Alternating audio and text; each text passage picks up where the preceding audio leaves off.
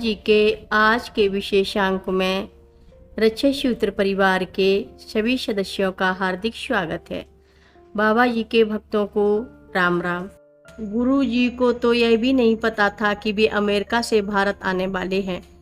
फिर वे सब कैसे जानते थे? मैं तो भगवान दास के साथ एक पर्यटक की तरह आया था। दिमाग के कंप्यूटर की शक्ति को वे यथासंभव सोच विचार कर टटोल चुके थे, पर इन बातों का जवाब उन्हें नहीं मिल पा रहा था। तर्कों की सारी सीमाएं समाप्त हो चुकी थी और कुछ नहीं बचा। बस निरुत्तर मन कई प्रश्नों को लिए समर्पण कर निःशब्द हो चुका था। पिछले अवसाद भरे जीवन की जाने कितनी घुटन मन में शूल बनकर चुभने लगी। दर्द से उमड़ती घुमड़ती भावनाएं जो फिर आंखों से आंसू बन के बरसी तो बरसती ही रहीं। वे रोते रहे जब तक मन शांत नहीं हो गया। आंसुओं के शैवाल में अंधकार की सारी कालिख बह गई। मन इतना हल्का हो गया जैसे अवसाद का भार वे अपने मित्र के गुरु को सौंप चुके थे। मनोविज्ञान के प्रोफेसर अपने मनोविज्ञान के ज्ञान की सीमाओं से परे इस शक्ति के चमत्कार को देखकर हतप्रभ से थे। कुछ समय बाद जब शांत हुए तो श्री महाराज जी ने नैनीताल निवासी भक्त के शाह जी के साथ जाने को कहा।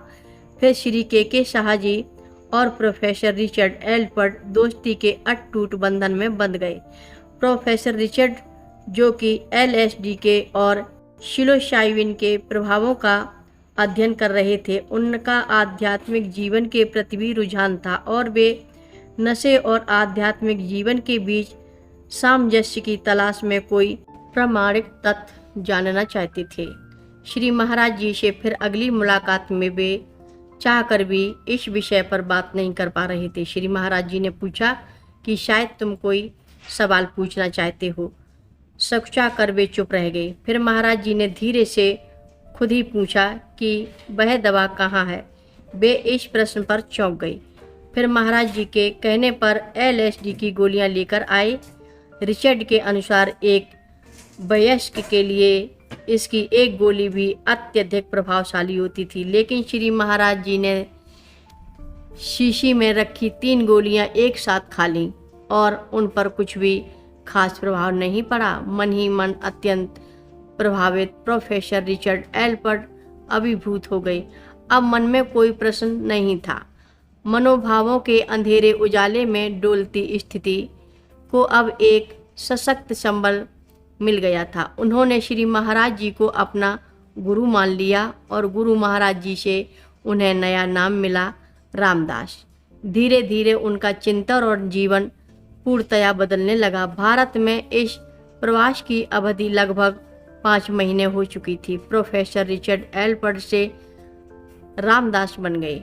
भक्त अब श्री महाराज जी के प्यार और भक्ति में इतना डूब गए थे कि उनके अंतर मन में बस गुरु कृपा ही बस चुकी थी। कितनी कुंठाएं लेकर शरण में आए और कितना आध्यात्मिक प्रसाद पाकर लौटने वाले थे। मन में पुस्तक लिखने का विचार उठने लगा जिसमें वे प्रेम के अलौकिक चमत्कार पर कुछ लिख सकें। श्री महाराज जी से आशीर्वाद मिल गया और कुछ समय बाद वे अपने मन में आध्यात्म का उजाला लिए अपने देश लौट गए, जहां अपने संपर्क में आए लोगों को उनके आध्यात्मिक प्रेम से मार्ग निर्देशन मिला। मौन साधना और ध्यान के द्वारा वे सेवा कार्य में समर्पित हो गए और दूर रहकर भी अपने गुरु की भक्ति व प्रेम को मन में लिए उन्हीं आध्यात्मिक शिक्षाओं से अन्य लोगों को भी प्रेरित करने लगे। हर रोज महाराज जी की कथाएं सुनने के लिए सभी भक्तों का धन्यवाद।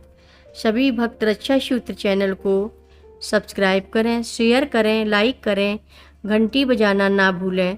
कमेंट बॉक्स में लिख भेजें, जय नीप करोरी बाबा जी महाराज। सभी भक्त मिलकर बोलो, नीप करोरी बाबा जी महाराज की जय जय बोलो। सिद्धि माता की जय जय बोलो।